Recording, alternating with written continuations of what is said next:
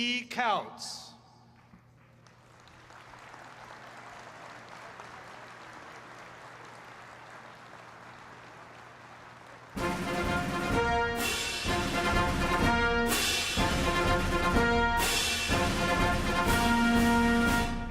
Ladies and gentlemen, the Vice President of the United States, Joe Biden.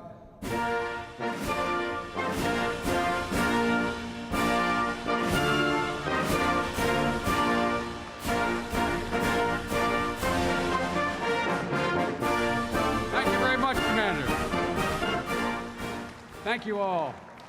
Thank you all very, very much for the honor of being able to address you today. And let me begin by thanking Congresswoman Sheila Jackson Lee for allowing me a passport to come into her district. And Commander, thank you for the opportunity of being with you today. And Peter, you've done an incredible job as an executive director. It seems every time we turn around, we're asking you for some help, like all the help you've given us on the backlog, and thank you very much. And understand some of my Delaware guys and women are here. Jim, where are you? Where's Jim Brady? Jim, how you all doing over there? Good to see you, like old home week. Let me begin by telling you the primary reason I've come and bring greetings from the President, is to say thank you. Thank you, thank you, thank you. Not only thank you for your service and your sacrifice, but your continuing, unwavering commitment to this country and to your fellow veterans. Because of the people in this hall, the United States has been able to provide security to the American people and defend human dignity around the world by enforcing certain absolutely uncontrovertible, acceptable standards of international behavior. And we do so because national security is strengthened when we hold accountable those who violate international norms that are the foundation of global security and ultimately American security. And there is no doubt that an essential international norm has been violated. Chemical weapons have been used. Everyone acknowledges their use. No one doubts that innocent men, women, and children have been the victims of chemical weapons attacks in Syria. And there is no doubt who is responsible for this heinous use of chemical weapons in Syria: the Syrian regime. For we know that the Syrian regime are the only ones who have the weapons, have used chemical weapons multiple times in the past, have the means of delivering those weapons, have been determined to wipe out exactly the places that were attacked by chemical weapons. And instead of allowing UN inspectors immediate access, the government has repeatedly shelled the sites of the attack and blocked the investigation for 5 days. At President Obama's direction, all of us on his national security team have been in close touch with our foreign counterparts. The President believes, and I believe, that those who use chemical weapons against defenseless men, women, and children should and must be held accountable.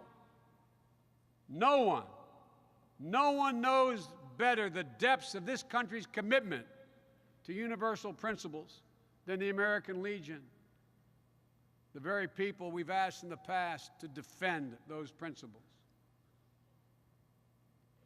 What a remarkable group of women and men you are. What a remarkable group of Americans in this room today. As I look out, I see the faces of veterans of wars going back to World War I, Korea. When the gun fell silent 60 years ago, Vietnam, Gulf War, Somalia, Bosnia. And many of you, like my son, have served in either Iraq or Afghanistan. You're all part of a fabric stitched together generation after generation of women and men who risked their lives and shed their blood for this nation.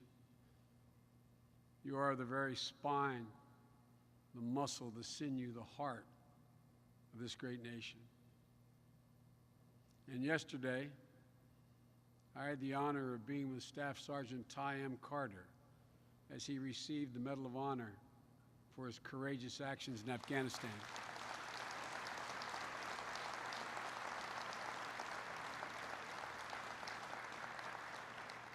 Ty is an ordinary young American who did extraordinary things. He's one of 12 recipients of the Medal of Honor from his generation of warriors. He's an exceptional representative of the best trained, most capable group of warriors literally in the history of the world. That is not hyperbole.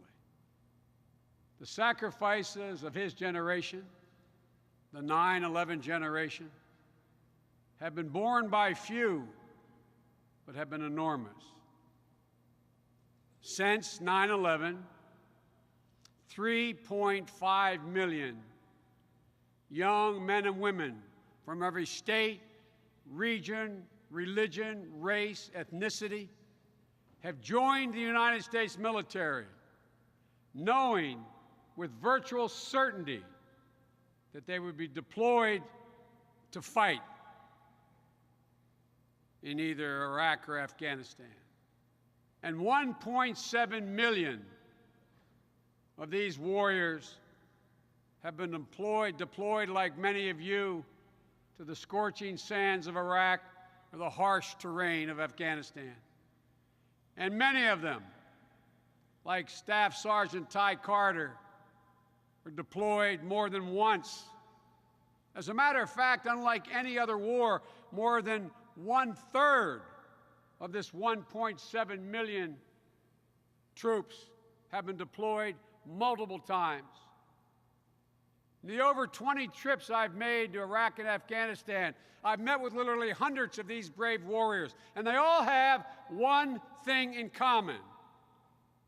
No matter how many times deployed, and I've met folks who have been deployed 5 and 6 times in theater, they have one thing in common. They never complain. In my many visits to field hospitals in Iraq and Afghanistan, military hospitals in Landstuhl, Germany, Brooks Army Medical Center, Walter Reed, and other hospitals around this nation, visiting critically wounded warriors, I always ask them, and you've had the same experience, I always ask them the same exact question when I leave. No matter how badly injured they are, I get the same answer. I say, soldier, sailor, Marine, airman, can I do anything for you? And without fail, everyone who can speak virtually says, Mr. Vice President, can you get me back to my unit? Can you get me back to my unit?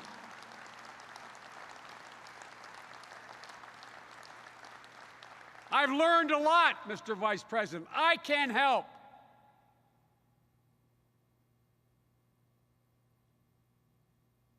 I keep a card in my pocket. Every single day, 6 in the morning, my National Security Advisor calls the Pentagon because I want to know the exact number of killed in action, the exact number of wounded, the exact number. Not generically, not an estimation, because for every one of those fallen angels, for every one of those wounded, there's an entire family wounded as well. an entire family devastated as well. In Iraq and Afghanistan, there have been 6,624 fallen angels, men and women who've made the ultimate sacrifice, creating gold-star families that never, never, never, never wished for that honor. 51,407 have been physically wounded, including the only number I don't have an exact number for, the number of amputees. Over 1,600, among the highest percentage of any war ever fought in American history. And these are only the seen, observable wounds. Those god-awful, unseen cost of war. More than 500,000 troops have come home with hidden wounds. In many cases, just as profound, just as dramatic, just as consequential to them and their families as the visible wounds. PTSD, traumatic brain injury. We still have 60,000 warriors in Afghanistan. And today, 60,000 families, multiples of that number, are doing what I watch my wife do every day and what you did every day and your family did every day when you were deployed. 2, 5, 10, 20 times a day, muttering that silent prayer, please God, please God, please God, keep her safe. Please God, protect him.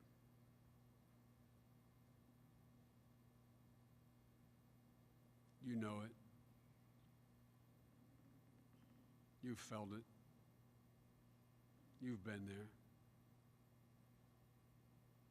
And over this weekend, we lost 3 more angels in Afghanistan and 3 more wounded.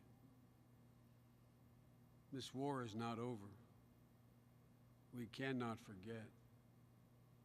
It's not just the sacrifices of our warriors, it's the sacrifices their families are making.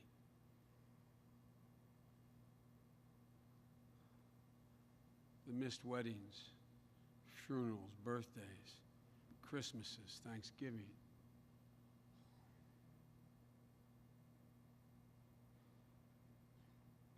These families are warriors as well. And they deserve, just like our warriors, respect, attention, and admiration. They're not looking for anything special. But it matters. It matters to them, and you know it. That while all the world around their families is going on normally, that at least there's a tacit acknowledgement of what they're going through. The Delaware guys know there's an outfit called Boots in the Ground that my wife's a part of in Delaware. She said, you know, only 1% of the population is fighting these wars, but 99% of the population owes them something. She says just one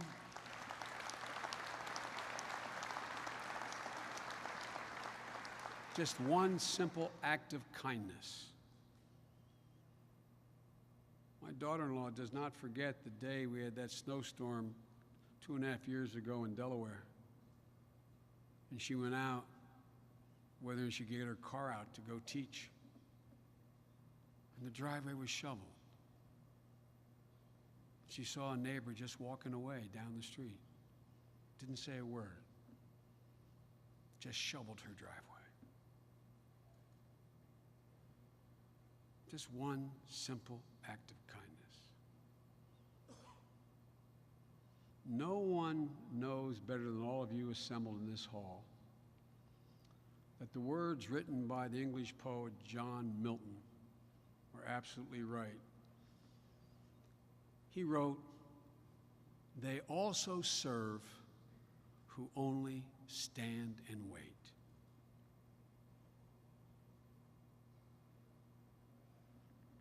They also serve. You remember. It wasn't a time that you were gone when your mom, your dad, your brother, your sister, your husband, your wife, your kids weren't thinking about you, affecting everything that they did. Well, folks, the fact is that it's not just our warriors, it's their loved ones. Some of you heard me say repeatedly, know the folks in Delaware have, we have a lot of obligations as a nation. We have a lot of obligations as the government. Obligations of the poor, the disadvantaged, the elderly, our children. But we only have one sacred obligation. Only one truly sacred obligation. And that's to equip and support those who we send to war and care for and protect them and their families when they return from war. That's the only truly sacred obligation. Which leads me to the second point I want to make to you. And that is the Legion knows better than almost any other organization or individuals in all of America the nature of that obligation. That's why you were formed in 1919. It's the essence of your existence. Dedicated, quote, to concentrate and sanctify our comradeship by devotion to mutual helpfulness, end of quote. That's your raison d'etat. That's what you've brought to the table. That's what you've delivered to generation after generation of warriors. You've kept the commitment. You've constantly battled over the years with the American government and the American people to keep faith with our military and their families. And it hadn't always been easy. But you've always been there, always fighting for the victims of Agent Orange in Vietnam, fighting to maintain the Veterans Administration budget, fighting to fund our Veterans Hospital, fighting to keep the system from being turned into a voucher program, fighting to assure that veterans would always have the benefit of the doubt over their government. And as those of you from previous generations know, those of you who fought and sacrificed in Vietnam, you know that almost half the wounded in Iraq and Afghanistan would have died had they been wounded in Vietnam.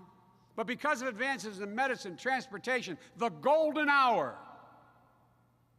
they've lived. But they're living, over 16,000 of them, with grievous wounds that are going to require care, the best care available for the rest of their lives.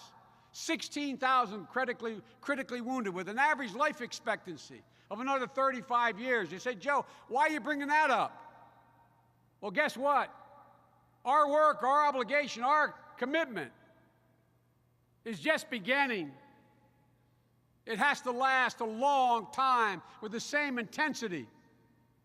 For you know better than any group of Americans have experienced that when the parades are over, when the streets are renamed, when these two wars have faded from memory, the obligation, the requirement still remains, still continues. The obligation to provide amputees with the most advanced prosthetics as long as they live. The obligation to provide the best medicine and any breakthroughs available, no matter what it costs, as long as they live. And that's where you come in. You've never forgotten. You've never let America forget. You have been America's conscience. But you know most of all what these wounded warriors, like many of you who suffered wounds, demand. They're not looking for handouts. They're not looking for favors. They're looking for respect and to be treated with dignity. That's what we owe them.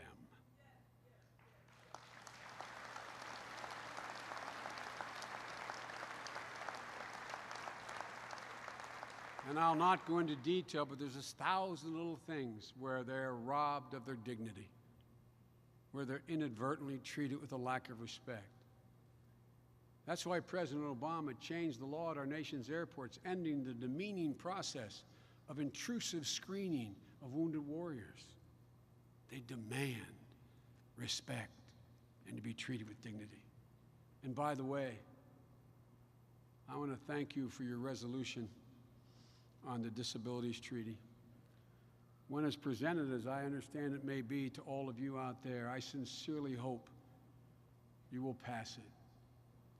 Once again, the Legion is leading the way. It matters. It matters for the dignity and respect of those with lifelong wounds. Because of you, the burden has been shifted to the government, not on the warriors, to prove that his or her PTSD is a consequence of war. Not just those in Iraq and Afghanistan, but finally, to all Vietnam veterans as well. You fought.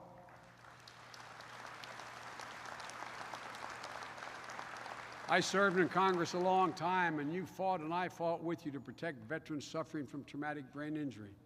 And you succeeded in shifting the burden of proof from the government to the government, not the individual. And finally, you fought to address Agent Orange. Over these years. We've responded finally by providing $4.5 billion in retroactive benefits so far to 166,000 veterans and their survivors who were wrongly excluded in the past.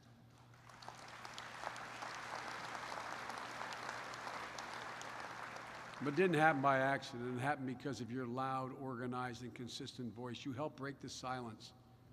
And you're helping break the silence now on the unseen wounds of war. One of the most moving parts of yesterday, I've been to many Medal of Honor ceremonies in my career. One of the most moving aspects of yesterday's ceremony was not just the recounting of the incredible heroic actions on the part of Ty, but he stood there proud, handsome, and straight, and looked out and fully acknowledged that he suffers from PTSD, fully acknowledged that he's battling, and in the process helping to lift the perceived stigma, reaching out to thousands of his fellow veterans who need help. Because you're all trained not to complain, not to admit.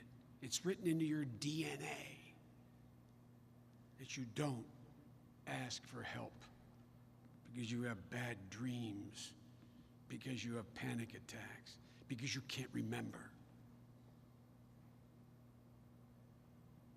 Yesterday was the first time I remember of all the ceremonies I've attended where a young man, the bravest among us, said, "I'm not ashamed. I need help, and God willing, with your help, that will propel thousands upon thousands of veterans coming home to seek the kind of help they need." The suicide rate is incredibly high. And we're responding by adding $100 million in new research on PTSD and traumatic brain injury, and by increasing the VA mental health budget by billions of dollars. Because of us reaching back with your help to pick up those in previous wars, there's been a backlog created for those needing help. We're making headway. We've hired an additional 1,600 mental health professionals. We're reaching out with your help and leadership to identify and treat those unseen wounds before they develop into the tragedies of domestic abuse, addiction, homelessness, suicide.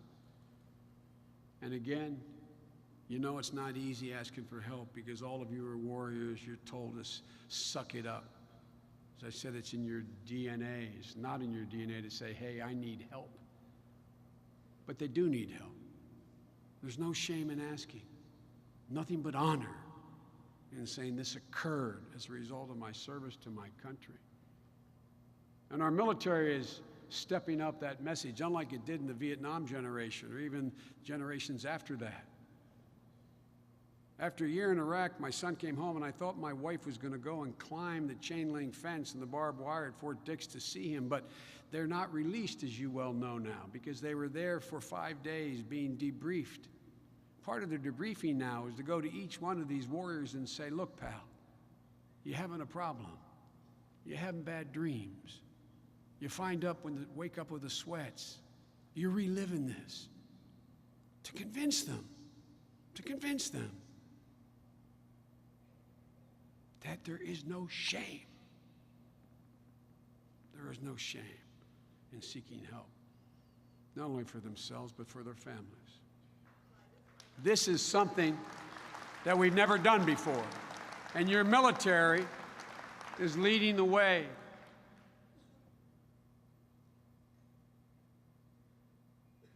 A lot of you all came home. There was no one at the airport saying, good job, come on over here, let me give you a hug. I had the honor of listening to President Obama speak a Memorial Day tribute at the Vietnam Memorial last year. And what moved me, because I guess I'm of that generation, anybody over 60 most, was when he said, and the response for those of you there was electric. He said, welcome home, welcome home, welcome home. And thousands stood, many with tears in their eyes, and clapped. Well, because of you, we haven't had to do this with this generation of warriors.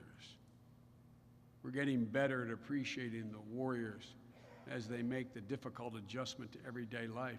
We're identifying and treating more of those unseen wounds. The President and I are determined, along with you, the Legion, and other veterans organizations, we're determined that this nation understand and appreciate these warriors as they make the adjustment, the difficult adjustment to everyday life.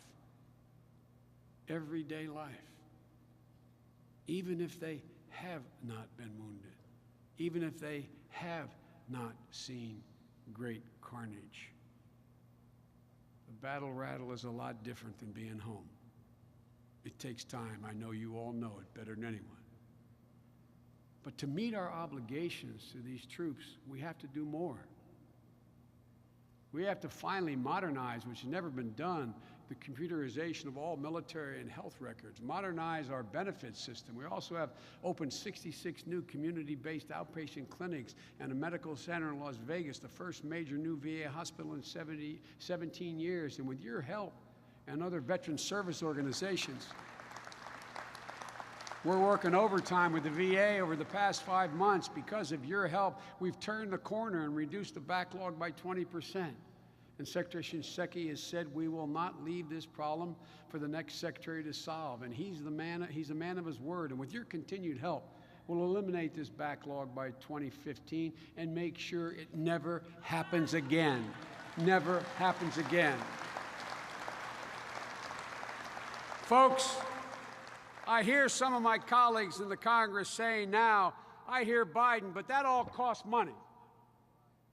Damn right it costs money. But guess what? We only have one sacred obligation. It's the first among our obligations. And that is to spend the money needed to provide the care.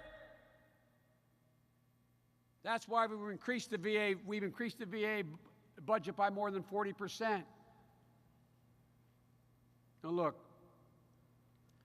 you know as well as I do, our obligation doesn't stop at providing the best medical care available. It also requires our help out in everyday lives of returning veterans, and that means jobs and education. And the President said, I think eloquently, no veteran who fought for his country should have to come home and fight for a job.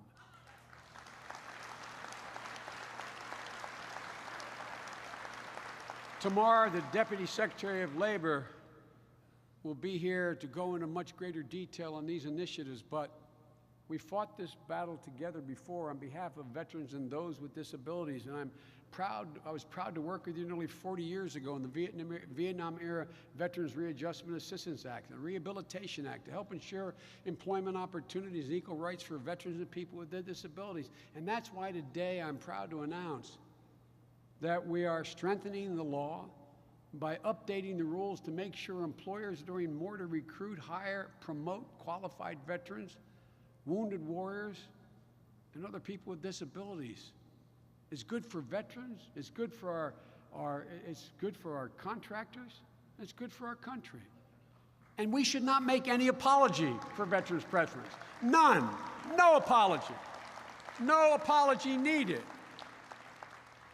Michelle and my wife Jill have made no apology pushing corporations to hire more veterans. We make no apology for pushing for automatic certification of veterans who have certified skills in the United States military, or pushing for their spouses when they move from state to state to keep their licensure so they don't have to go through a whole range of new tests. These men and women are the single best trained generation this nation has ever produced. We need make no apology. If you can keep the supply lines open through insurgent territory, you sure in hell can manage a business supply chain. If you can command a platoon, you can manage a staff. If you can negotiate with local tribal leaders to build on local utilities in the hills and mountains of Afghanistan, the deserts of Iraq, then you can help rebuild the infrastructure of small towns and big cities back here at home.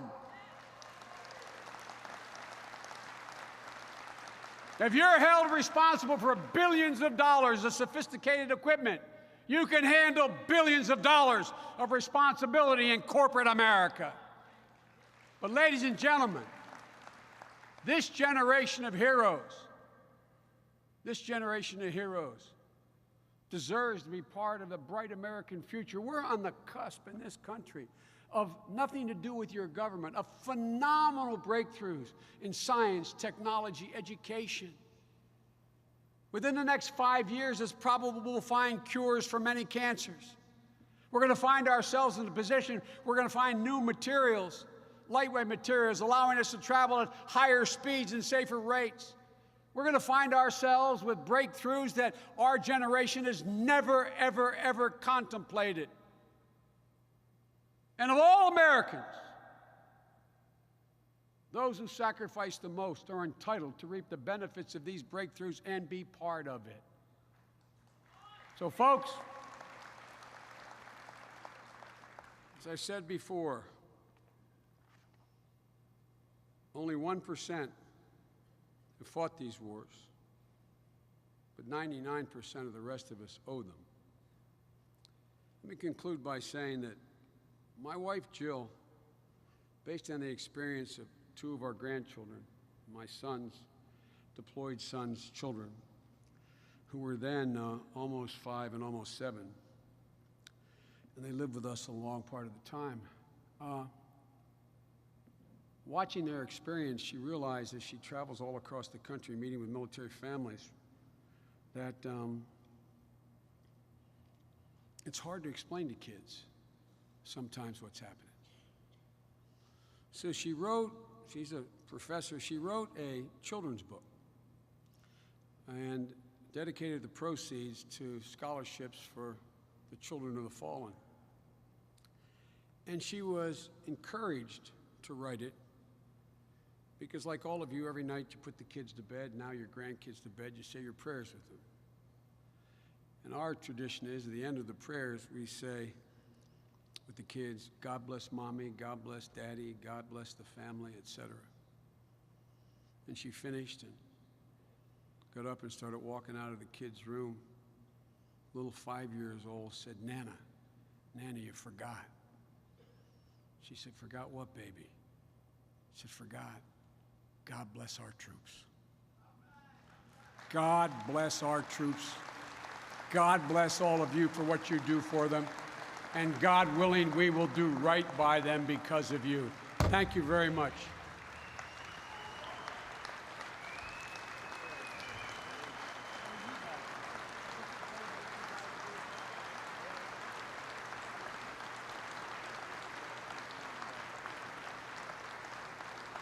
all very much.